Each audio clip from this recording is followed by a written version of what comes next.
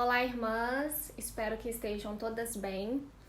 Eu fiquei muito feliz com o convite que eu tive de poder falar algumas palavras para vocês. E a minha mensagem ela está baseada num discurso do Elder Jeffrey Holland com o título de Eu Creio, Senhor.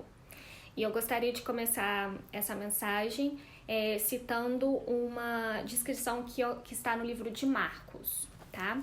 E fala assim: em certa ocasião, Jesus se aproximou de um grupo que discutia veementemente com seus discípulos. Quando o Salvador perguntou sobre o motivo da contenda, o pai de um menino enfermo se adiantou, dizendo que havia procurado os discípulos de Jesus para pedir uma bênção para seu filho, mas eles não puderam fazê-lo. Com o menino ainda rangendo os dentes, espumando pela boca e se debatendo no chão, em frente a eles, o pai apelou a Jesus com a voz de alguém em ato final de desespero. Se tu podes fazer alguma coisa, disse ele, tem compaixão de nós e ajuda-nos. E Jesus disse-lhe, se tu podes crer, tudo é possível ao que crê. E logo o pai do menino, clamando com lágrimas, disse, eu creio, Senhor, ajuda a minha incredulidade. A convicção que aquele homem tinha a princípio, como ele mesmo admitiu, era limitada, mas ele tinha um desejo urgente e ardoroso de curar seu único filho. Foi-nos dito que isso é suficientemente bom para começar. Sem lhe restar outra esperança, ele suplicou ao Salvador do mundo. Se tu podes fazer alguma coisa, tem compaixão de nós e ajuda-nos. Mal consigo ler essas palavras sem chorar. O pronome plural, nós, é obviamente usado de modo intencional. Na verdade, esse homem estava dizendo, toda a nossa família está suplicando. Nossa luta nunca termina. Estamos exaustos. Nosso filho cai na água, ele cai no fogo, está sempre em perigo e nós estamos sempre com medo. Não sabemos mais a quem recorrer. Será que tu podes ajudar? Ficaremos gratos por qualquer coisa. Uma bênção parcial, um vislumbre de esperança, um pequeno alívio do fardo que a mãe desse menino carrega todos os dias de sua vida. As escrituras dizem logo, não lentamente, nem com descrença ou ceticismo, mas logo. Em resposta renovada e ainda parcial fé, Jesus curou o menino quase literalmente trazendo-o de volta de entre os mortos, conforme a descrição de Marcos. A primeira observação em relação a esse relato é que ao se deparar com o desafio da fé, o pai primeiro assegurou seu ponto forte e só depois reconheceu sua limitação. Sua declaração inicial foi afirmativa e sem hesitação. Eu creio, Senhor. Gostaria de dizer a todos os que desejam ter mais fé. Lembrem-se desse homem. Nos momentos de temor ou dúvida, ou em tempos difíceis, preservem o que já conquistaram, mesmo que isso seja algo limitado. No desenvolvimento pelo qual todos temos que passar na mortalidade, todos nos deparamos com o equivalente espiritual da aflição daquele menino ou do desespero daquele pai. Quando chegarem esses momentos e surgirem esses problemas cuja resolução não seja iminente, preservem o que já conquistaram e permaneçam firmes até adquirirem conhecimento adicional. O tamanho de sua fé ou o nível de seu conhecimento não é o problema. Trata-se da integridade que vocês demonstram em relação à fé que vocês têm e à verdade que já conhecem. A segunda observação é apenas uma variação da primeira. Quando surgirem problemas e dúvidas, não comecem sua jornada em busca da fé dizendo o quanto vocês não têm, partindo assim de sua descrença. Deixe-me esclarecer esse ponto. Não estou pedindo que vocês finjam ter uma fé que não possuem. O que estou pedindo é que sejam fiéis à fé que vocês já têm. Às vezes, agimos como se uma sincera declaração de dúvida fosse uma manifestação de coragem moral maior que uma declaração sincera de fé. Pois não é. Lembremos-nos todos então da clara mensagem deste relato das Escrituras. Sejam o mais franco que tiverem de ser em relação às suas dúvidas. A vida é cheia delas, em um assunto ou em outro. Mas se vocês e sua família querem ser curados, não permitam que essas dúvidas impeçam que a fé realize seus milagres.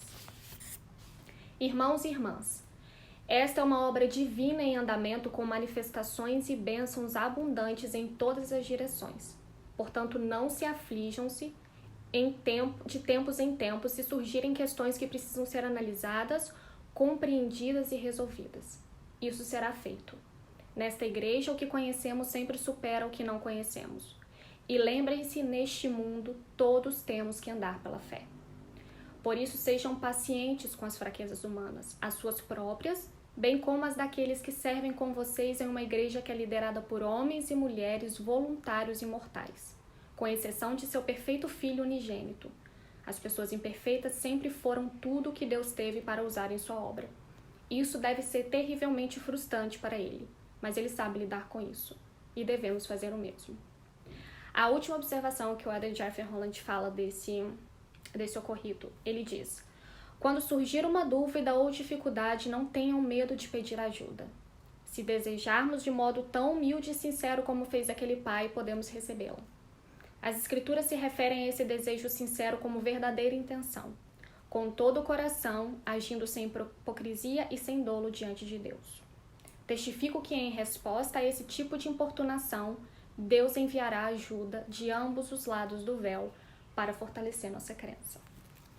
Tem uma mensagem também do Elder Jeffrey Holland que ele deixou para algumas pessoas que estavam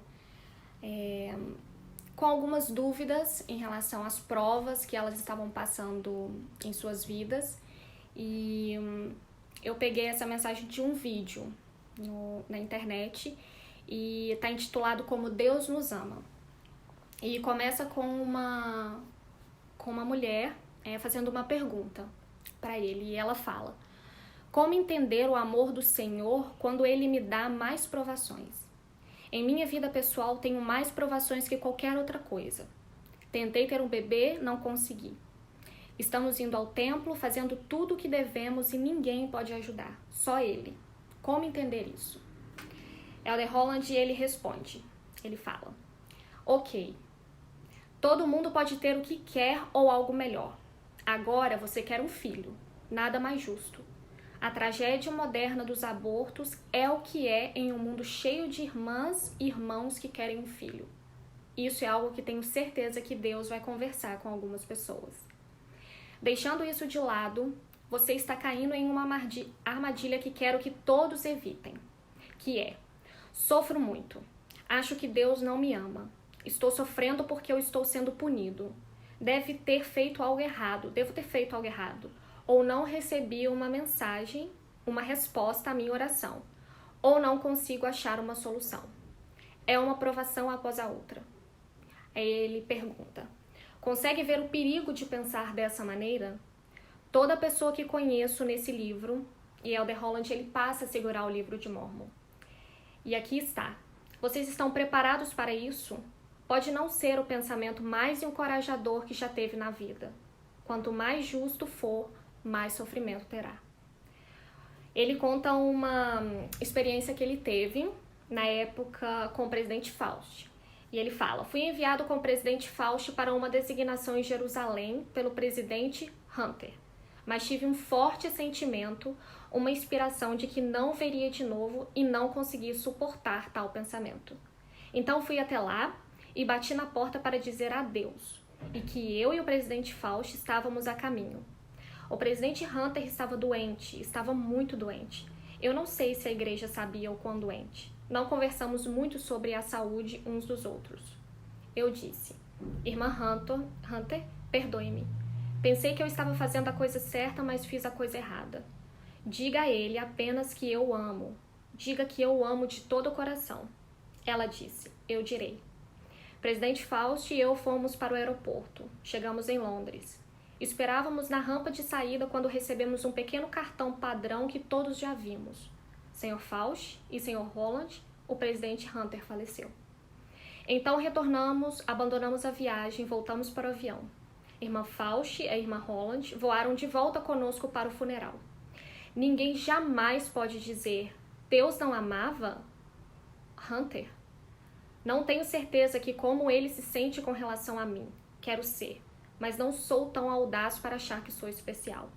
Mas acho que sei como ele se sente em relação a Hunter, Thomas S. Monson, Gordon B. Hinckley, Pedro, Tiago e João. Pedro, que foi crucificado de cabeça para baixo. Tiago, o primeiro mártir do Novo Testamento. Paulo, decapitado, arrastado, esquartejado. Agora Deus amava Pedro, Tiago, João e Paulo, e Hunter, e Gordon, Isaías, Jeremias e Daniel, profetas cativos, perseguidos, com todos os tipos de problemas e lutas. O que não podemos dizer que quando sofremos, Deus não nos ama. Temos que dizer, seja feita a tua vontade. Quando não sabemos, quando há coisas que não sabemos, lembre-se disso. Quando há momentos de perguntas cujas respostas não sabemos, agarre-se às que vocês sabem. E nós sabemos que Deus nos ama. Sabemos que Deus é misericordioso, sabemos que Ele é justo, Ele não faz vista grossa, Ele não se faz de surdo. Ele não está desatento a seu pranto, ou a sua dor, ou a seu desejo de ter um filho. Ele é tudo isso e muito mais. Então é nisso que vocês têm que se agarrar. Quando há perguntas para as quais simplesmente vocês não tenham outra resposta, apeguem-se às coisas que sabem e, acima de tudo, em meio a tudo e sobre todas as coisas, tá que Deus ama seus filhos. Então eu gosto muito desse discurso e desse vídeo, porque eu já passei por situações parecidas, né, de muitas dúvidas. E acredito que todos nós já tivemos também uma época de nossas vidas que nós tivemos provações e tivemos dúvidas não só em relação ao evangelho, mas também em relação à nossa vida pessoal, a algo que nós estávamos passando e que não era feito da maneira como nós queríamos, né? Não era feito no tempo que nós desejávamos. E esse discurso, ele é uma bússola para mim quando eu estou nesses momentos. Eu gosto muito dele porque eu lembro de uma situação especial que eu estava na missão e eu estava passando por muitas provas em relação à minha saúde no final da minha missão. E eu precisei me apegar ao que eu já sabia e a fé que eu tinha e que eu sabia que eu tinha. E isso me deu forças para poder superar, né, aquele desafio. Não foi no momento em que eu desejava, demorou ainda um tempo, mas eu consegui, graças à força divina, terminar a minha missão e hoje poder compartilhar dessa mensagem com todas as pessoas que também passam por situações parecidas ou até mesmo outras situações que fazem com que a gente comece a ter dúvidas, né? E eu gostaria de terminar essa mensagem com o final do discurso que o Elder Holland ele fala. Sei que nos arriscamos muito se somente permitirmos que a dúvida ou os diabos nos desviem de seu caminho. Tenham esperança, continuem na jornada, reconheçam sinceramente suas dúvidas e preocupações, mas primeiro e sempre avivem a chama de sua fé, porque tudo é possível que crê. Então eu gostaria de prestar o meu testemunho de que realmente tudo é possível ao que crê. Eu usava muito essa parte do discurso nos meus testemunhos depois que eu tive essa situação em que eu realmente senti a mão do Senhor na minha vida. E eu quero prestar meu testemunho de que eu sei que essa igreja é verdadeira, de que eu sei que tudo isso que nós estamos passando é para também fortalecer a nossa fé, fazer com que a gente fique mais próximo do Salvador, que nós sejamos mais gratos a tudo que nós temos, e principalmente por ter nossos familiares. E eu sei que tudo isso vai passar e logo nós vamos poder estar juntas e compartilhando da fé que nós temos uma com as outras. Eu quero deixar um grande beijo para vocês e essa mensagem em nome de Jesus Cristo. Amém.